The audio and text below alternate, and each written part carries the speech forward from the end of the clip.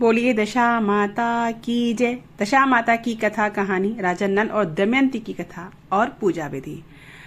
चैत्र मास के कृष्ण पक्ष की 10वीं को दशा माता की पूजा अर्चना करने का और दशा माता की कथा कहानी सुनने का अवसर मिलता है। लेकिन यदि कोई स्त्री चाहे तो अन्य 2 दशाओं में भी दशा माता की पूजा कर सकती है। जब किसी नवजात शिशु के जन्म की खबर सुने या किसी गाय के बछड़े की जन्म की शुभ खबर सुनकर वो दशा माता की पूजा करना शुरू कर सकती है। हमारे हिंदू धर्म में होली के दूसरे दिन से दशा माता की पूजा अर्चना और कथा आदि करने का बहुत ही प्राचीन काल से एक प्रथा चली आ रही है, जिसमें हिंदू संप्रदाय के व्यक्ति एवं महिलाएं लगातार 10 दिन तक कथा कहानी करते हैं और सुनते हैं। इन कथाओं में दशा माता की महिमा और उनकी कृपा के बारे में लोगों को सुनाया जाता है। दशा माता की कथा अथवा दशा माता की कहानी कोई भी सुहागन स्त्री अथवा विधवा स्त्री आरंभ कर सकती है। जो भी स्त्री दशा माता की पूजा आरंभ करने की सोच रही है तो उन्हें बता दूं, इसके कुछ नियम होते हैं जिन्हें आपको ध्यान में रखते हुए अपनी पूजा आरंभ करनी होती है। जैसे दशा माता की कथा कहानी व पूजा करने वाली स्त्री को प्रतिदिन सुबह प्रातःकाल उठकर स्नान आदि करके दशा माता के पूजन की सामग्री लेकर अपनी पूजा प्रारंभ करनी होती है। सर्वप्रथम महिला को अपने घर के किसी दीवार पर सात्विक बनाना होता हुए मेहंदी और कुमकुम से दीवार पर 10-10 बिंदियां लगाने होते हैं। घर के दीवार पर कुमकुम और मेहंदी की बिंदियां लगाने के बाद स्वास्तिक के रूप में गणपति जी का फिर से 10 बिंदुओं के रूप में दशा माता जी की चावल, सुपारी, धूप, रोली, मोली, दीप, अगरबत्ती और नैवेद्य से पूजा किया जाता है। पूजा समाप्ति के पश्चात प्रतिदिन पूजा करने वाली स्त्री को दशा माता की कहानी अथवा दशा माता की कथा कहने और सुनने का विधान है। जिस दिन दशा माता की कहानी व कथा, पूजा पाठ इत्यादि किया जाता है, उस दिन सिर्फ एक समय का ही भोजन करने का विधान होता है, अर्थात महिला को पूजा के दिन एक समय खाकर दूसरे समय व्रत करना होता है। दशा माता की पूजा विधि।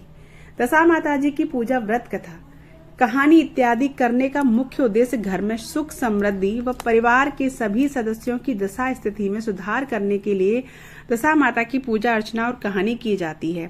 दशा माता की पूजा की एक विशेष बात यह है कि स्त्री को हल्दी के रंग से रंगा हुआ कच्चा सूत, जिसमें 10 गांठ लगे होते हैं, उसको माता की बेल कहा जाता है, जिसे दशा माता के पूजन के समय उनके चरणों में अर्पित करके पुनः ले लेते हैं और इसको अपने गले में 10 दिनों तक धारण करके रखते हैं।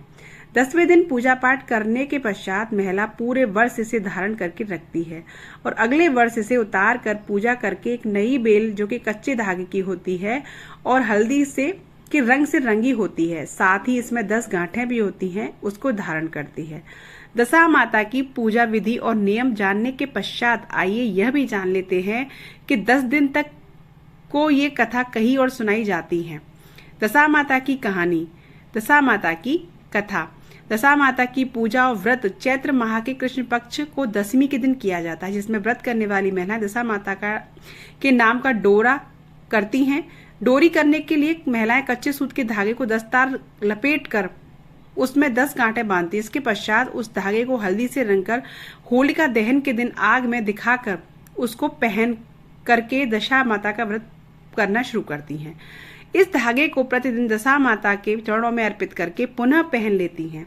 ऐसे कुल 10 दिन तक लगातार करती हैं और आखिरी के 10वें दिन धागे की पूजा करके पूरे वर्ष अपने गले में धारण करती हैं। ऐसा इसलिए किया जाता है ताकि उनके घर की दशा सदैव बनी रहे, कोई भी विपदा ना आए, और उनके लिए महिलाएं दशा माता की कथा पूजा करती हैं।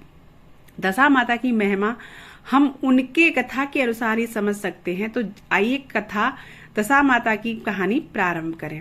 दशा माता की कथा प्रारंभ करने से पहले अपने हाथ में गेहूं के 10 दाने रख लें, क्योंकि जो भी स्त्री दशा माता का व्रत करती हैं उन्हें पूजा इत्यादि करने के बाद दशा माता की कुल 10 कथाओं को सुनना पड़ता है, तभी व्रत सफल हो पाता है। दशा माताएं की 10 कहानियां सुननी चाहिए, जिसमें राजा नल और दमयंती की कहानी भी है। तो चलिए दशा माता की कथा, दशा माता की कहानी शुरू करते हैं। राजा नल और रानी दमयंती की कहानी। किसी राज्य में राजा नल और रानी दमयंती रहा करती थी। राजा नल अपना साम्राज्य बहुत ही शान से और शांतिपूर्ण तरीके से चला रहे थे। रानी दमयंती भी बहुत सुख से नल के साथ अपना राजसिक जीवन व्यतीत कर रही थी। उनके राज में धन धान्य की कोई कमी नहीं थी और जनता भी राजा नल और रानी दमयंती से बहुत खुश थे और उनका बहुत सम्मान भी करते थे। एक दिन रानी को अपनी किसी दासी से दशा माता की महिमा की जानकारी प्राप्त हुई और उनकी दासी ने रानी दमयंती को दशा माता की महिमा के बखान करते हुए दशा माता की कथा और दशा माता की कहानी सुनाई। रानी दमयंती दशा माता की कथा सुनकर बहुत अधिक प्रभावित हुई और दासी से दशा माता की पूजा व्रत विधि के बारे में पूछने लगी। दासी रानी दमयंती को दशा माता की पूजा विधि और व्रत नियम आदि के बारे में पूरी जानकारी दी और उन्हें दशा माता की कथा भी सुनाई और कहा कि पूजा के पश्चात आपको प्रतिदिन दशा माता की कहानी को सुनना है, तभी आपका पूजा सफल होगा।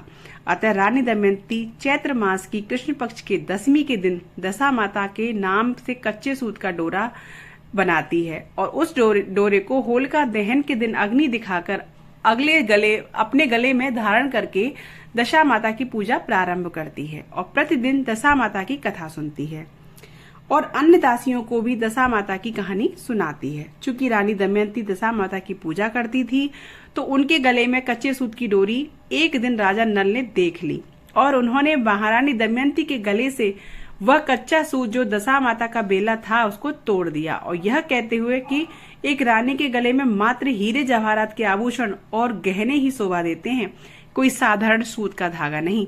ऐसा कहते हुए राजा नल ने रानी के गले से धागा तोड़ दिया।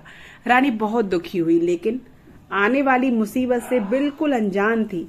कुछ समय बिता राजा नल की राज व्यवस्था बिगड़ने लगी। दिन प्रतिदिन उनके राज्य की संपत्ति समाप्त होने लगी। इतना ही नहीं, धीरे धीरे करके उनकी महल के पत्थर के टुकड़े गिरने लगे। राजा नल और रानी दमयंती को कुछ समझ नहीं आ रहा था कि ऐसा क्या हो रहा है और क्यों हो रहा है। अचानक से इतनी ज्यादा मुसीबत कैसे उनके राजा और राजमहल पर टूट पड़ी। दोनों यही सोचकर परेशान थे। राज्य की स्थिति इतनी खराब हो गई कि लोग दाने दाने को तरस गए।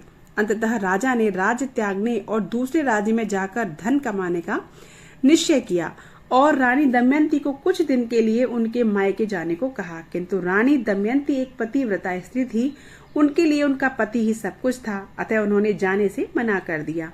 इस तरह से दोनों अपना राज्य त्याग कर दूसरे राज्य की तरफ रवाना होते हैं। राजा रानी भूखे प्यासे दूसरे राज्य की ओर चले जा रहे हैं। चलते चलते बहुत समय बीत गया और संध्या भी होने लगी थी तो उन्होंने विश्राम के लिए पास के ही एक माली के पास गए और उससे रात गुजारने के लिए शरण मांगी। माली का बगीचा बहुत ही सुंदर था और हरा भरा भी था। राजा रानी दोनों माली के सुंदर से बगीचे में पूरी रात विश्राम करते हैं और सुबह जब नींद खुलती है तो उन्होंने देखा कि पूरा बगीचा बंजर बन गया है। उनको समझ नहीं आ रहा था कि ऐसा कैसे हो सकता है कि एक ही रात में हरा भरा बगीचा बंजर कैसे हो सकता है। तभी वहां माली भी आ जाता है और अपने बंजर बगीचे को देख राजा नल और रानी दमयंती को बहुत खरी खोटी सुनाता है और उन्हें वहां से जाने को कहता है। अब दोनों सुबह सुबह फिर से अपनी मंजिल की तरफ आगे बढ़ते हैं।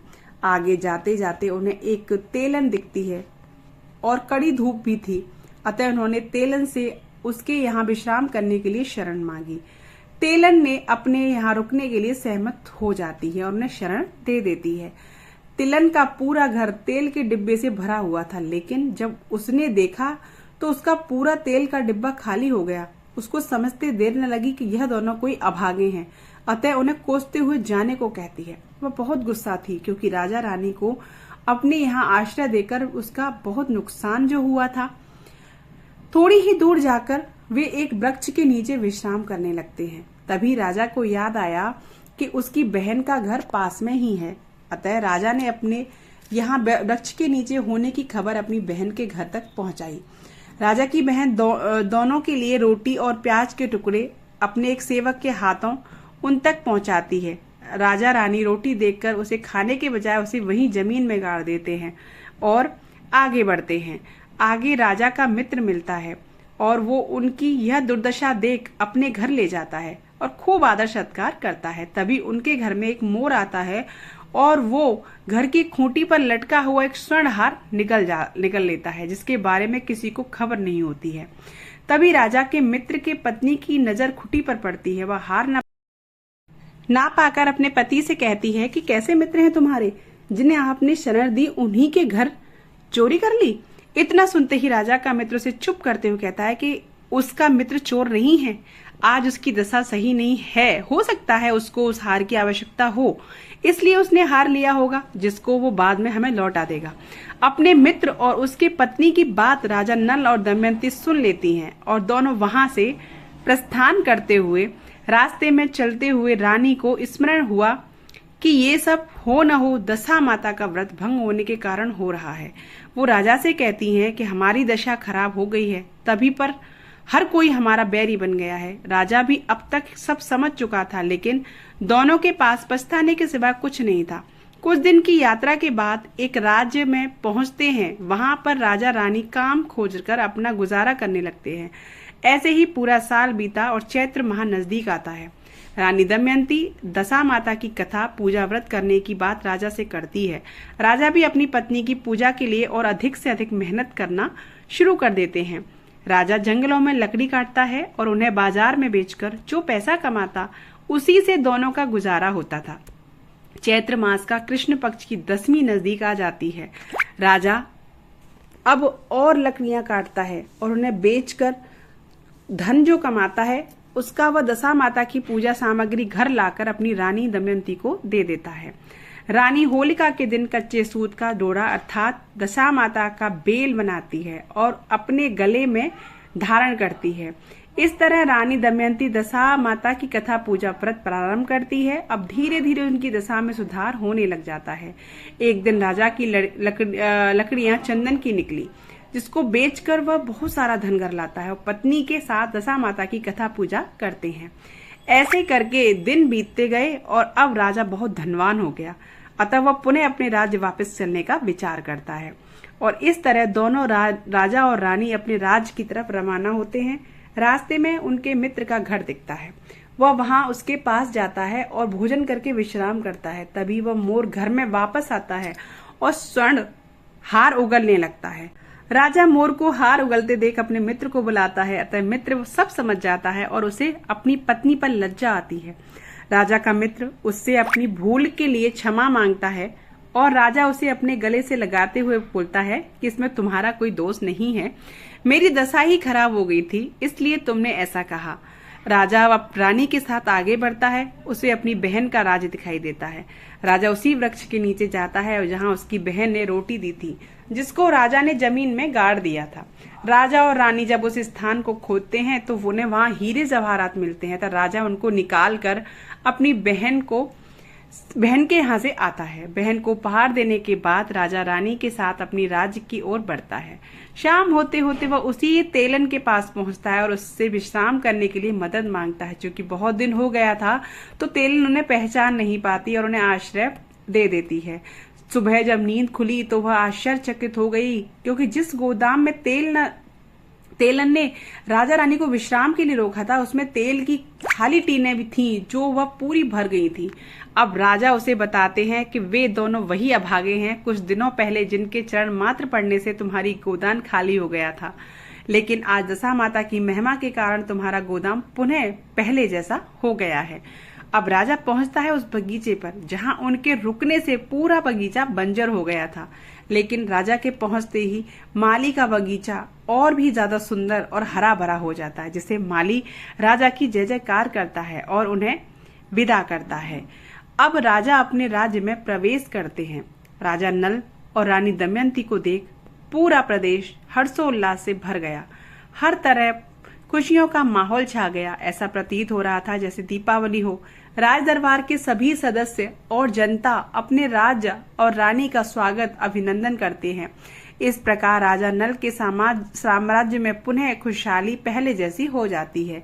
रानी दमयंती दशा माता की कथा व्रत करती रहीं और अपने पूरी प्रजा को भी दशा माता की कथा और व्रत पूजा पाठ करने को कहती रहीं। तो दोस्तों ये थी दशा माता की कथा। बोली दशा माता की जय।